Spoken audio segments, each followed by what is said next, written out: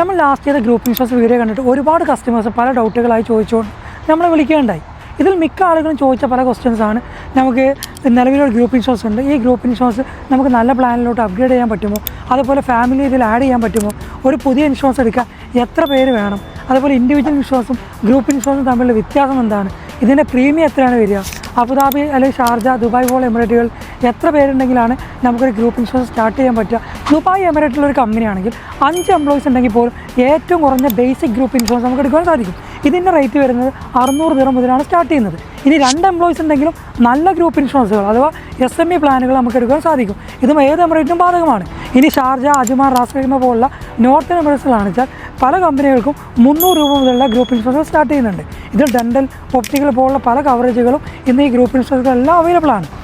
ഇനി രണ്ടാമതായി ചില ആളുകൾ ചോദിച്ച ചോദ്യമാണ്, ഫാമിലി ആഡ് ചെയ്യാൻ പറ്റുമോ, അതോ കുട്ടികളെയും വൈഫിനെയൊക്കെ നമ്മുടെ ഈ പ്ലാനിൽ ആഡ് ചെയ്യാൻ പറ്റും. നിങ്ങൾ ഹസ്ബൻഡ് വിസയിലുള്ള ഒരാളാണ്, അഥവാ ഹസ്ബൻഡിൻ്റെ സ്പോൺസർഷിപ്പുള്ള ഫാമിലി ആണെങ്കിൽ നിങ്ങൾക്ക് വൈഫിനെയും കുട്ടിനെയും എല്ലാം ഈ ഗ്രൂപ്പ് ഇൻഷുറൻസിൻ്റെ ഭാഗമായി ചേർക്കുവാൻ സാധിക്കും. ഇനി മൂന്നാമതായി ചില ആളുകൾ ചോദിച്ച ചോദ്യമാണ്, ഈ പ്ലാൻ നിലവിൽ നമുക്കൊരു ഇൻഷുറൻസ് ഉണ്ട്, അത് നമുക്ക് നല്ല പ്ലാനിലോട്ട് അപ്ഗ്രേഡ് ചെയ്യാൻ പറ്റും. ഗ്രൂപ്പ് ഇൻഷുറൻസ് നിങ്ങൾ നല്ല പ്ലാനിലോട്ട് അപ്ഗ്രേഡ് ചെയ്യാൻ തീർച്ചയായും നിങ്ങൾക്ക് സാധിക്കും. ഇത് നാലാമതായി പല ആളുകളും ചോദിച്ച ചോദ്യമാണ്, ഞങ്ങളുടെ കമ്പനിയിൽ കുറച്ച് എംപ്ലോയീസ് ഉണ്ട്, അവർ കുറച്ച് പേർക്ക് ഇൻഷുറൻസ് ഉണ്ട്, ഞങ്ങൾ കുറച്ച് പേർക്ക് മാത്രം ഇൻഷുറൻസ് എടുത്താൽ മതി, ഇങ്ങനെ ചെയ്യുവാൻ സാധിക്കുമെന്ന്. ഇങ്ങനെ ചെയ്യുവാനും സാധിക്കും.